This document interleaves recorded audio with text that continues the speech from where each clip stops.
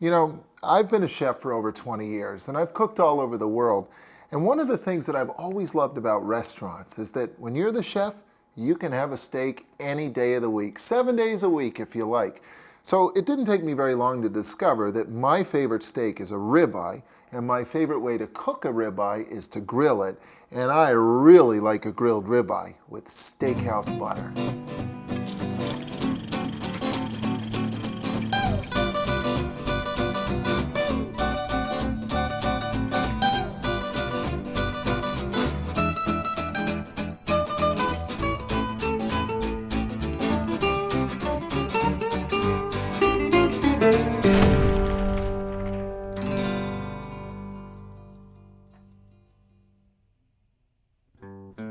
Previously on Food Country.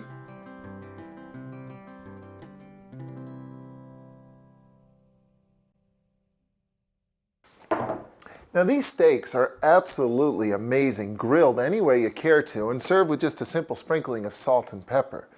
But just imagine those same steaks with a beautiful flavored butter, just a little disc of it melting on the top and forming its own sauce with the juices of the meat. Oh, now that's the good stuff. Here's everything you need to whip up a batch of super simple Steakhouse butter. And really, it is as simple as just stirring all this into the butter. Mince up the onion a bit, mash the garlic a bit, a couple drops of Worcestershire, a spoonful or two of mustard, and some chopped parsley mixed into the butter. It really is that simple.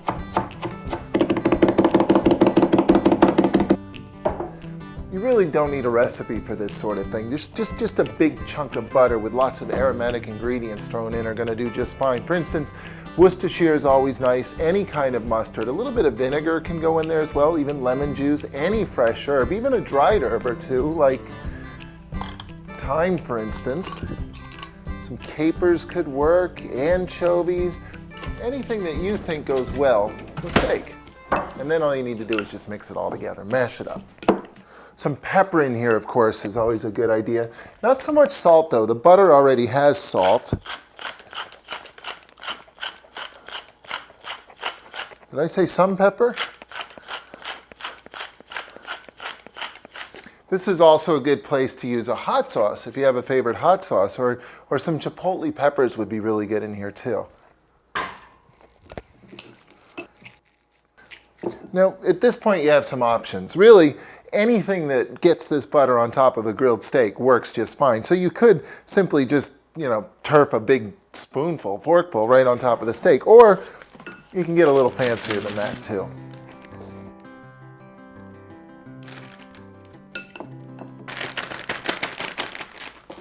Then at this point, just form it into a nice, thick, even log shape and roll it up as tightly as you can. And then into the freezer until it's nice and hard enough that you can slice discs off of it.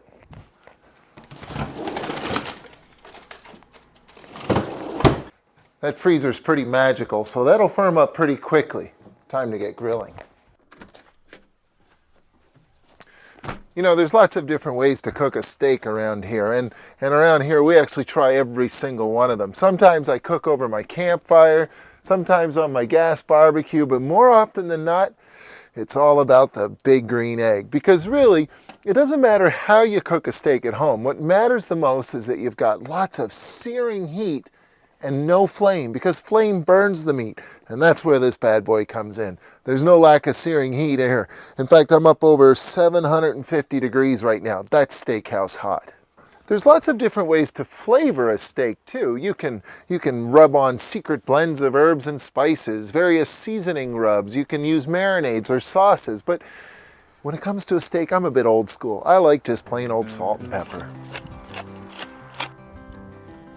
Now that's what I want to see, old school charcoal heat, and not those silly little briquettes either. This is the real deal, hardwood charcoal. Intense heat will give you that beautiful crispy, crusty exterior on a steak before the inside overcooks.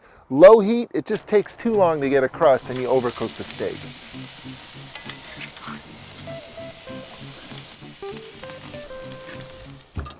For me, steaks are a treat. This is not an everyday thing. It's not even an every week thing, really. Around here, we eat steak maybe once a month. So it's the sort of thing you anticipate and look forward to. And when the time comes, you want to do it right. You want to enjoy the process too. It's not just about eating the steak. So that's why I like to cook over charcoal. It just plain tastes better. Gas grills are easy and they're okay and there's nothing wrong with them. They don't taste as good as charcoal though.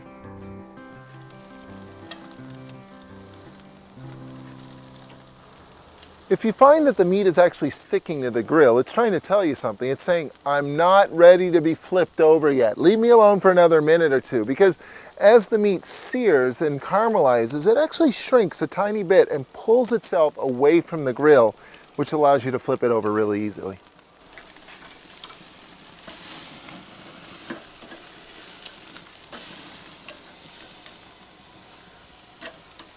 Now that's some intense heat right there. See how caramelized that is? It's well past the point where you can see the individual lines of the grill, and that's okay. I know I'm getting a nice crispy, crusty exterior, and it's going to be perfectly cooked inside too.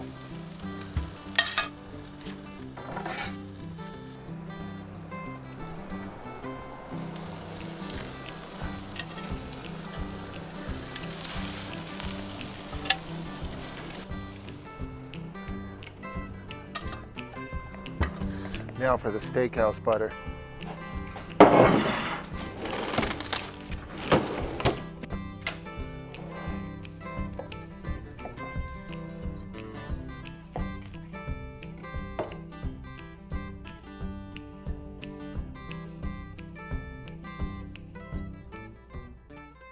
Now the beauty of the Steakhouse butter is that as you drag out your fork and your steak knife and start hacking away, the butter melts and it forms this beautiful sauce with the juices on the plate. It's like making the sauce in the dining room. Of course, this ain't going anywhere till I taste it. Oh man, that's good.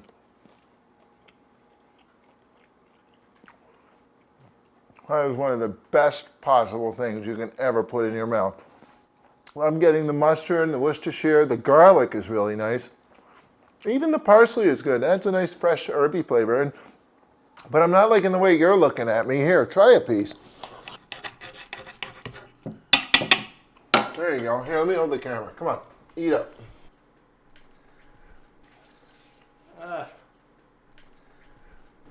Oh, you want some too, Jeremy? Hi, everybody. Okay, guys, get back to work. Come on, come on. This is my show, not yours. I got butter all over my fingers. Don't get butter on the camera. Bottom line, everybody loves the flavor of Steakhouse butter.